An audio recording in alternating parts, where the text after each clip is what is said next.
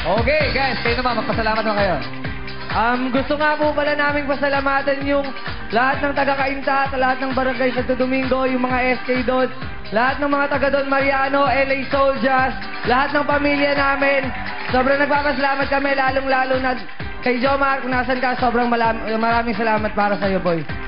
Thank you sa inyo, guys. Alright, tinan natin kung ano masasabi natin mga hurado. Let's start with Luke. Masasabi ko lang ay costume pa lang, panalo na. Sobra, pinaghandaan talaga. Pati yung makeup, ibang klase.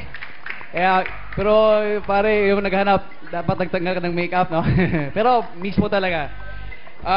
Tapos, yung babae, hataw talaga, parang lalaki sumayaw.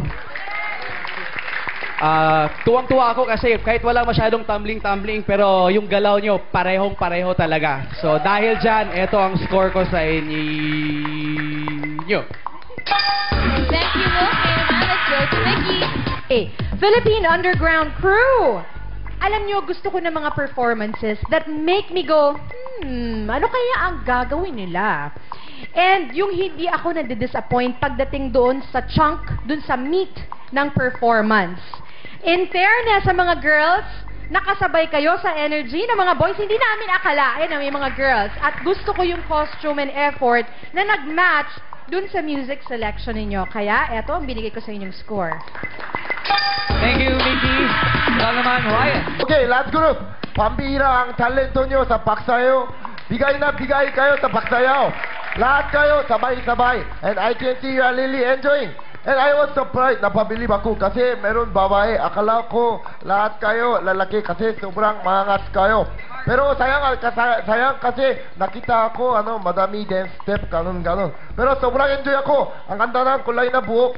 Kanina akala ko parang wasabi. Tapos sobrang enjoy ako sa concept. And si Kuya, sabi mo hindi ka nakita parents mo. Pero I'm sure your parents is very proud of you and very love you. So, thank you. Ito lang score nyo. Thank you, Ryan. Let's go to Karel. Okay, first time ko nakita may nag-full-on Joker costume kasi madalas yung mukha lang. Pero ito talaga nag-effort kayo from head to foot. Ang ganda niyan. Ang galing-galing ng mga girls. Siyempre, you're all dancing as one. So, nagiging mas effective yung ganyang look. Kaya lang minsan pag may nagkakamali, mas halata din. Yun ang parang negative sa ganyang klaseng costume. Talagang konting mali lang, talagang kitang-kita na from up here. Pero ang ganda ng ginawa nyo, nag-enjoy ako. Ito score niya. Thank you, Karel. Ikaw naman, Mike. Okay, last group. Ewan ko kasi sa tugtog, na-turn off na ako agad eh. 3 grupo ngayon na nagsayaw, pare-pareho kayong puro may barel ang tunog. Kaya hindi na agad ako nag-enjoy. Kahapon, nanood ako ng dance concert ng G-Force. Doon ko lalong na-realize, ang dami palang pwedeng sayawin bukod sa cramping. At ang dami palang pwedeng tugtog bukod dyan sa mga tugtog na ginagamit nyo na pare-pareho na lang. Hindi na kayo nag-iisip. Kaya itong score ko.